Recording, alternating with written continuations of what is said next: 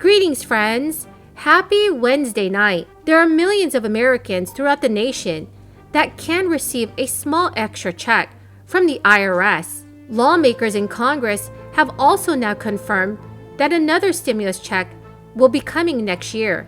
This is your daily news report and fourth stimulus check update. Please make sure that you are subscribed to my channel and make sure to stay tuned until the end of this video to learn how to enter this Friday's $100 Walmart gift card giveaway. Last week's news that Social Security benefits could be slashed sooner than expected set off alarm bells for Americans whose retirement plans have already been disrupted by this crisis. But financial experts say it is not time to panic. This week, U.S. Secretary of the Treasury, Janet Yellen, stated that one risk of the ongoing government standoff about the debt ceiling, which may result in a shutdown, could be that nearly 50 million seniors could stop receiving Social Security checks for a time being. A report from Social Security and Medicare trustees said benefits will have to be cut by the year 2034, a year earlier than previously projected. And that's if Congress does not address the program's long-term funding shortfall. If Congress does nothing, the combined trust funds for Social Security will only be able to pay 78% in promised benefits to retirees and disabled beneficiaries. But just because benefits might have to be reduced earlier does not mean Social Security funds are running out, as some fear. According to many economists, that is not likely to happen. Some economists say that if the only funds available to Social Security by the middle of the next decade are current wage taxes being paid in, then the Social Security Administration would still be able to pay around 3/4 of promised benefits. A new bill proposed by Democratic Representative John B. Larson would bring sweeping changes to Social Security benefits, including hiking the annual cost of living adjustment to better reflect costs incurred by seniors. The bill is called the Social Security 2100. It's slated to be introduced this week, and this is according to a report from the 401k specialists. And if it passes, it would provide an increase for all beneficiaries that is equivalent to about 2% of the average benefit. It would also tweak the annual COLA by adopting a consumer price index for the elderly. It's a formula designed to take into account healthcare expenses, which seniors spend a greater portion of their income on than any other age group. Rights are in peril when we look at laws that are being proposed and being passed in states around our country.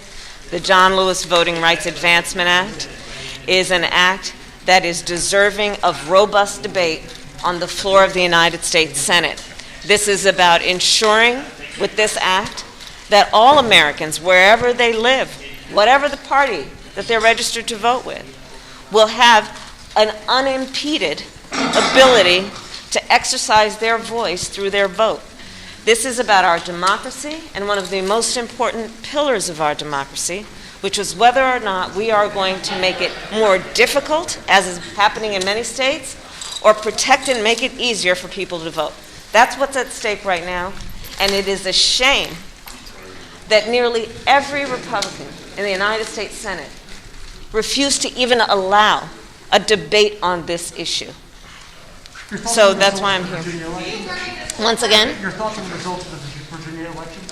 Well, listen, I mean, it's no surprise or no secret. I supported Terry McAuliffe. I think he would have made a great governor, but it clearly was a fair election, and I applaud the governor-elect. Are there messages for the Democratic Party heading into next year's elections based on what you saw in New Jersey and Virginia? I'm going to leave that to the pundits, but I will say this.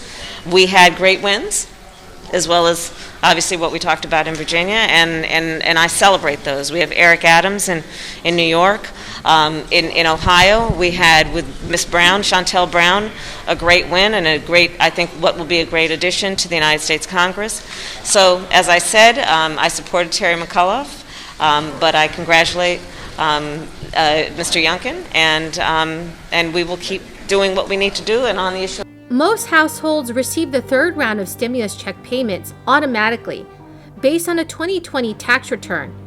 The Internal Revenue Service issued about 163.5 million payments, worth about $400 billion as of June 3rd. However, there are millions of Americans that are still waiting for their third stimulus check. If the IRS Get My Payment tool gives you a date that your check was issued and you still have not received one, or if you received a confirmation from the IRS stating that your payment was sent, you may need to initiate a payment trace with the Internal Revenue Service. If you have not filed a tax return in recent years, you may want to use the IRS Non-Filer Sign-Up tool that was recently created by the federal agency. This tool can be used for a number of reasons. If you did not file a 2019 or 2020 tax return, or were not required to file a tax return, or do not plan to file a tax return, or if you did not receive the full amount of the first or second stimulus payments. Friends, the key word for this video is Pine Tree. If you would like to enter this Friday's $100 Walmart gift card giveaway, please make sure that you go ahead and click and like my video. Make sure that you are subscribed to my channel and comment below the key word. A higher cost of living adjustment is especially important now, with inflation running so high. As economists previously reported, the COLA for 2021 was only 1.3%, which means next year's adjustment will rise by more than 4%. There are some senior groups that want an even higher COLA for 2022 of 6% to 6.1%, arguing that it would be needed to fully cover the needs of all seniors. For retirees, the average benefit seen was $1,534, while beneficiaries with a disability saw an average of $1,280 in June of 2021.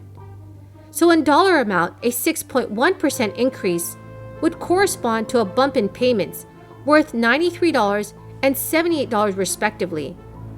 The maximum Social Security benefit paid out in 2021 was $3,895.